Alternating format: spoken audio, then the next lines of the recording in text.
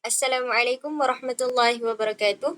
InsyaAllah pada hari ini kami akan membentangkan tugasan ketiga iaitu persembahan berkumpulan bagi kursus penulisan akademik yang bertajuk Analisis Keutuhan Wacana, Sumber Rujukan dan Kejelasan dalam Artikel. Berikut merupakan ahli kumpulan kami. Yang pertama, Irdina Syaukina binti Syahril Afzan. Yang kedua, saya Nurul Hakiah binti Abdul Kadir. Yang ketiga, Nur Aina Danisha binti Muhammad Raif. Kami memilih artikel yang bertajuk Ke Arah Wawasan Kemakmuran Bersama 2030. Artikel ini telah disediakan oleh Surya Rismawati Sanwari, iaitu pensyarah ekonomi Jabatan Tekno Perniagaan, Fakulti Pengajian Teknokorporat, Kolej Profesional Baitul Mal Kuala Lumpur yang bertarikh 24 Januari 2020. Bagi keutuhan wacana. Keutuhan merujuk kepada keadaan yang lengkap, utuh dan menyeluruh di mana semua elemen yang berkaitan disusun dengan baik dan tidak terdapat sebarang kekurangan. Manakala wacana atau penulisan bermaksud satu bentuk komunikasi yang terdiri daripada teks atau ucapan yang mengandungi satu atau beberapa idea yang disampaikan secara teratur dan koheren untuk menyampaikan maklumat, pendapat atau hujah.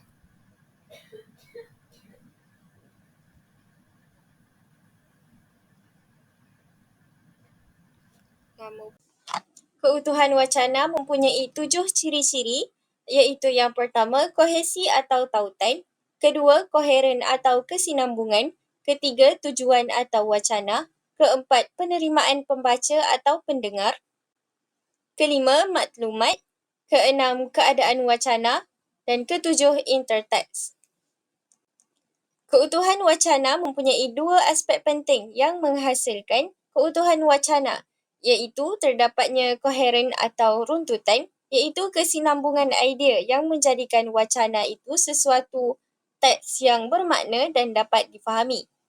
Yang kedua, kohesi atau tautan, iaitu keserasian hubungan antara suatu unsur linguistik dengan unsur linguistik yang lain.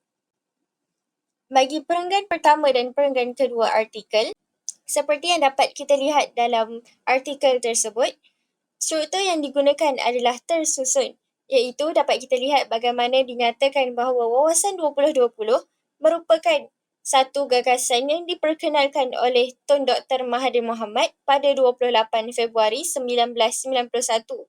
Seterusnya dinyatakan bahawa Wawasan 2020 telah diisytiharkan gagal dicapai oleh kepimpinan sebelum ini. Seterusnya ditambah lagi bahawa walaupun begitu, Malaysia masih tidak berputus asa untuk mencapai negara yang maju, iaitu usaha negara diteruskan menerusi pelancaran Wawasan Kemakmuran Bersama 2030, iaitu WKB 2030.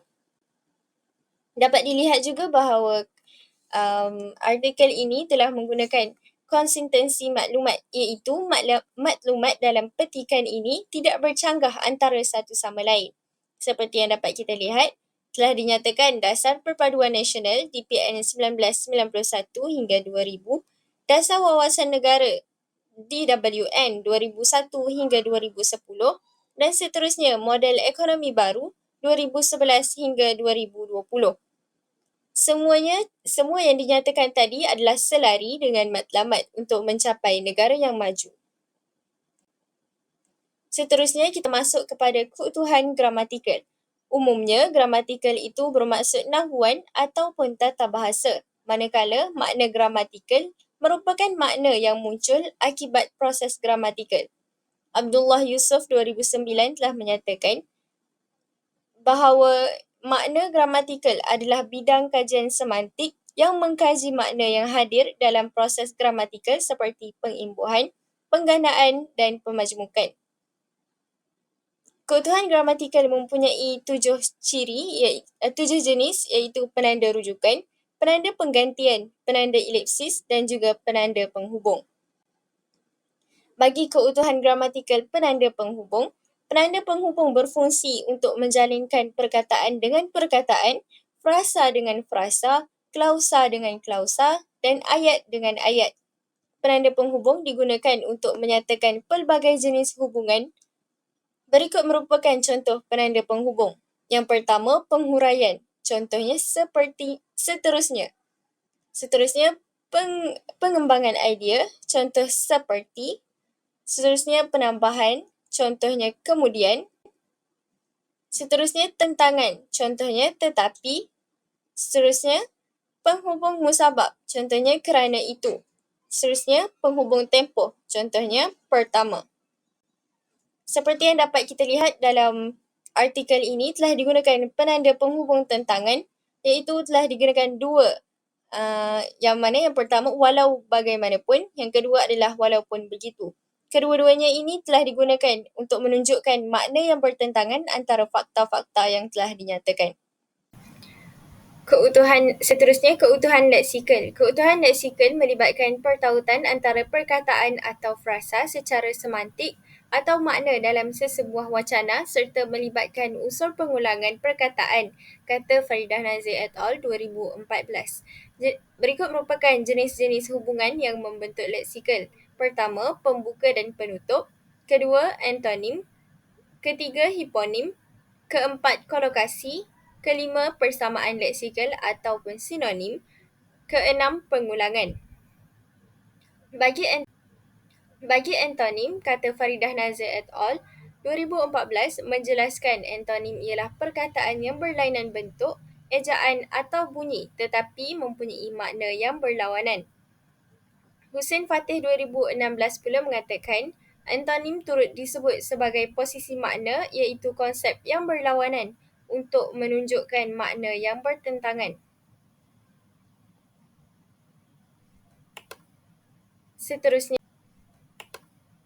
Seterusnya, untuk sinonim, Faridah Nazir et al. 2014 menyatakan, persamaan leksikal merujuk kepada perkataan berlainan bentuk, ejaan atau bunyi tetapi mempunyai makna yang sama atau hampir sama. Persamaan ini dapat dilihat berdasarkan ciri persamaan perkataan dalam dua ayat yang berturutan untuk menunjukkan persamaan maksud. Seperti yang dapat kita lihat dalam artikel ini, telah dinyatakan beberapa keutuhan leksikal seperti antonim, sinonim dan juga penanda penghubung iaitu pengembangan idea. Seperti yang dapat kita lihat dalam perkataan yang berwarna hijau, telah digunakan perkataan yang sinonim iaitu objektif dan matlamat dan juga dihadapi dan ditangani. Kedua-dua perkataan tersebut telah menggunakan maksud yang sama tetapi perkataan yang berbeza. Seterusnya, dalam perkataan yang berwarna kuning, telah dapat kita lihat domestik dan juga global merupakan perkataan yang berlawanan antara satu sama lain. Seterusnya, penanda penghubung pengembangan idea iaitu perkataan dan juga seperti. Itu sahaja daripada saya. Seterusnya saya serahkan kepada Irdina. Baiklah, seterusnya kita akan menganalisis keutuhan wacana yang terdapat dalam perenggan kelima dan juga perenggan keenam dalam artikel ini. Jika kita lihat di sini, kohesi atau tautan. Kohesi merujuk kepada bagaimana unsur-unsur dalam teks saling berkait dan disusun untuk membentuk satu kesatuan yang jelas. Dan dalam teks ini, terdapat beberapa unsur yang membentuk kohesi antara ayat. Kita boleh lihat kohesi atau tautan ini dalam artikel ini yang berwarna dengan penyerlah berwarna kuning. Contohnya ialah juga, dan, serta dan juga peluang ekonomi. Mengapa peluang ekonomi dikatakan kohesi atau tautan? Ini kerana terdapat pengulangan dalam artikel ini. Kalau kita lihat peluang-peluang ekonomi, peluang-peluang ekonomi. Okey, seterusnya.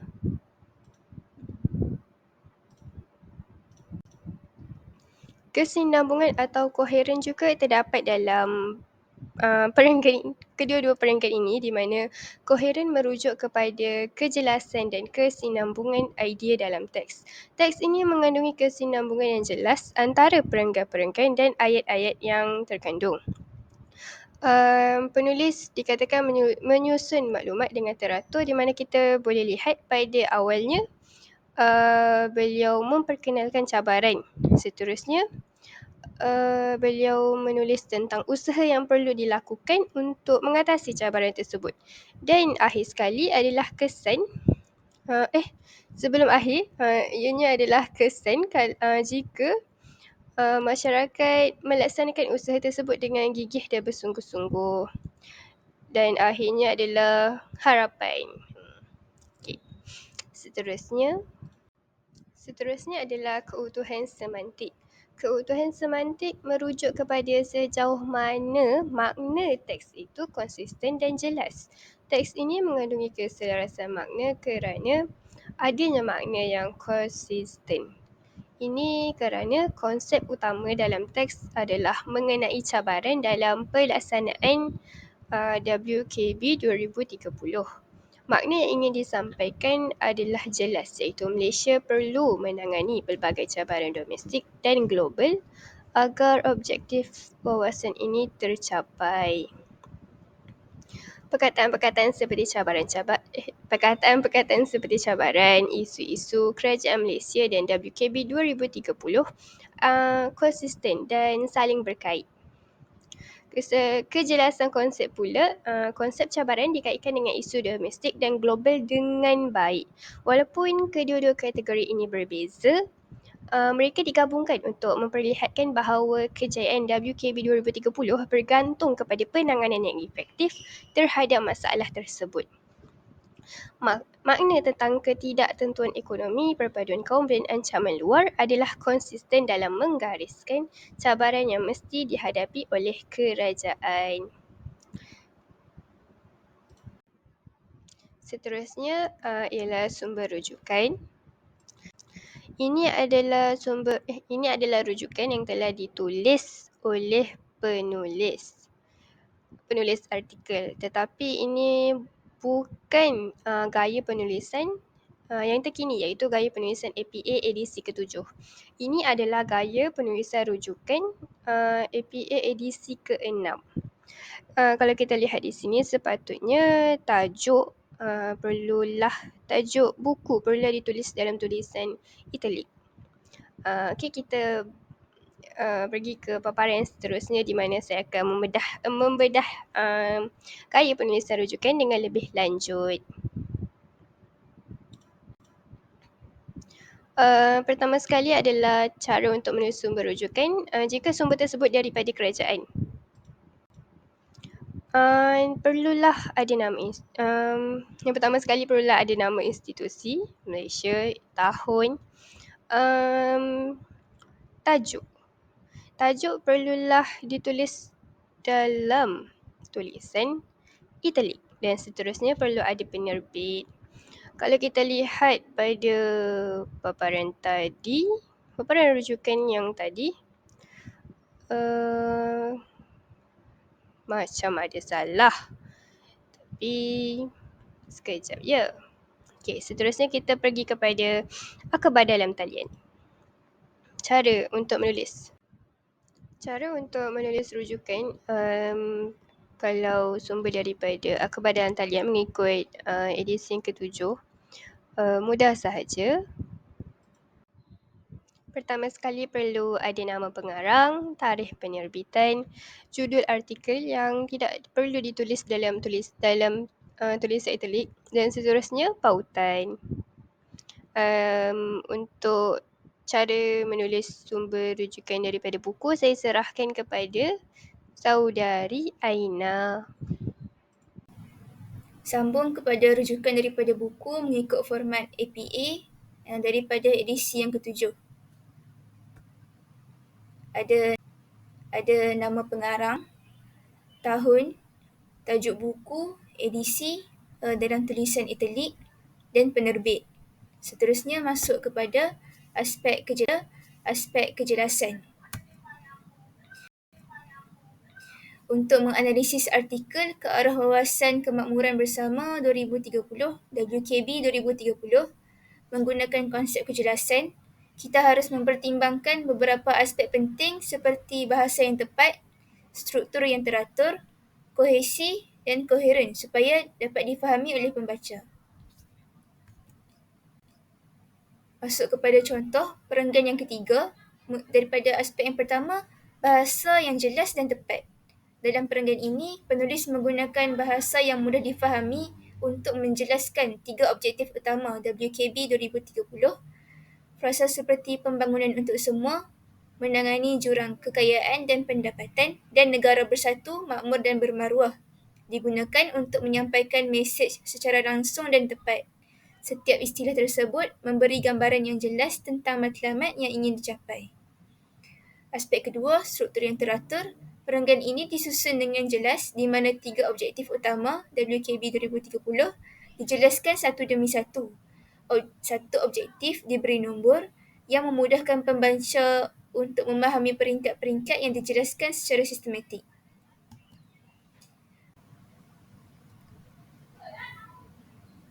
Seterusnya masuk kepada aspek yang ketiga, kohesi. Kohesi dalam perenggan ini dicapai dengan penggunaan kata penghubung seperti secara spesifiknya untuk memperkenalkan objektif. Penggunaan kata ganti seperti semua rakyat juga berulang-ulang di dalam teks untuk menjaga kesinambungan idea.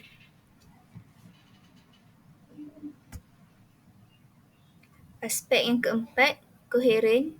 Koheren tercipta kerana setiap objektif yang disebutkan adalah logik dan saling berkaitan.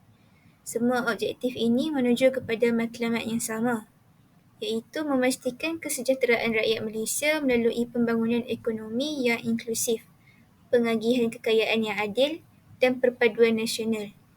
Ini memastikan bahawa idea yang besar tentang pembangunan negara dapat difahami dengan baik. Seterusnya masuk kepada contoh perenggan yang keempat. Dari aspek yang pertama, bahasa yang jelas dan tepat. Dalam perenggan ini, penulis menggunakan istilah seperti penstrukturan ekosistem perniagaan, reformasi bakat dan peningkatan modal sosial masyarakat untuk menjelaskan strategi yang lebih spesifik. Walaupun istilah ini lebih teknikal, penulis memastikan bahawa ia dijelaskan dengan cara yang dapat difahami oleh pembaca umum. Aspek yang kedua, struktur yang teratur. Struktur perenggan ini sangat jelas. Penulis memulakan dengan memperkenalkan 7 teras strategik yang menyokong WKB 2030. Kemudian diikuti oleh 8 pembulih daya.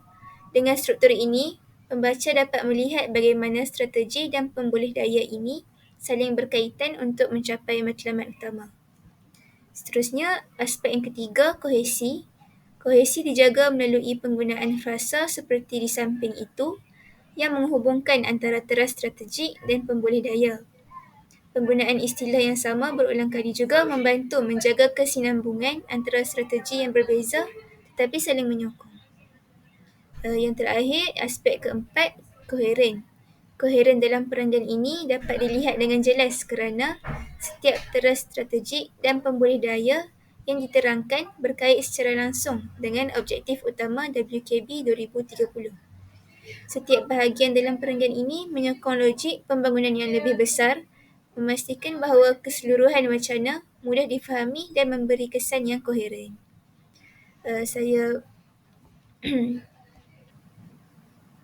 Seterusnya saya menyerahkan pembentangan kepada saudari saya yang seterusnya. Baiklah, kembali lagi bersama saya. Jadi kali ini saya akan membedah tentang kejelasan dalam perenggan kelima. Yang pertama sekali, perenggan ini mempunyai ayat topik di mana ayat pertama dalam teks ini menjelaskan dengan jelas dan tepat bahawa fokus utama perenggan ini adalah cabaran yang akan dihadapi oleh kerajaan Malaysia dalam mencapai matlamat WKB 2030 dan melibatkan cabaran di kedua-dua peringkat domestik dan global. Ia memperkenalkan isu utama iaitu pelaksanaan WKB 2030 dan cabaran-cabaran yang bakal dihadapi. Ayat isi pula menerangkan secara lebih mendalam mengenai cabaran yang perlu dihadapi seperti cabaran ekonomi, perpaduan kaum dan ancaman global. Ayat ayat di sini dikatakan memberikan penjelasan yang lebih lanjut mengenai cabaran yang dihadapi Malaysia dalam konteks WKB 2030. Okey. Seterusnya, terdapat juga penggunaan kata hubung yang tepat seperti dan, kerana dan juga yang mampu membantu menyambungkan idea dengan baik. Ini memberi kesan kepada kelancaran dalam penyampaian maklumat. Seterusnya, peralihan antara perenggan dan bahagian lain. Peralihan ini boleh dikatakan agak baik tetapi ada ruang untuk memperbaikinya. Perenggan ini mengalir daripada satu idea ke idea yang lain tanpa penegasan yang jelas. Sebagai contoh, selepas membincangkan cabaran domestik, ada baiknya jika dimulakan dengan kalimat yang lebih jelas untuk memperkenalkan cabaran global. Misalnya, selain cabaran domestik, Malaysia juga perlu memberi perhatian kepada isu-isu global yang semakin mendesak. Kemudian, boleh nyatakan isu-isu global tersebut. Seterusnya kita akan pergi kepada perenggan yang terakhir iaitu perenggan ke-6. Perenggan ini mengandungi ayat topik, ayat isi dan juga kohesi dalam penulisan akademik. Yang pertama, ayat topik. Ayat pertama dalam teks ini cuba menyatakan bahawa usaha gigih adalah kunci untuk mencapai wawasan yang ditetapkan. Walaupun terdapat cabaran yang bakal dihadapi oleh Malaysia. Ayat ini boleh memberikan gambaran yang jelas walaupun terdapat banyak cabaran, kejayaan hanya boleh dicapai melalui usaha gigih rakyat Malaysia. Seterusnya, ayat isi. Ayat-ayat isi dalam perenggan ini menjelaskan dengan lebih terperinci bagaimana peluang ekonomi dan kepesatan teknologi boleh dimanfaatkan untuk meningkatkan pendapatan negara. Contoh ayat yang terdapat dalam perenggan ke-6 ialah dengan kepesatan teknologi yang drastik pada hari ini adalah penjelasan tambahan yang relevan untuk menghubungkan usaha dan peluang yang tersedia bagi rakyat Malaysia. Seterusnya, kohesi dalam penulisan akademik. Perenggan ini dibina dengan struktur yang baik di mana idea utama iaitu usaha gigih dan peluang ekonomi diperkenalkan terlebih dahulu dan diikuti dengan penjelasan yang lanjut. Walau bagaimanapun, peralahan antara topik-topik dalam perenggan ini agak cepat.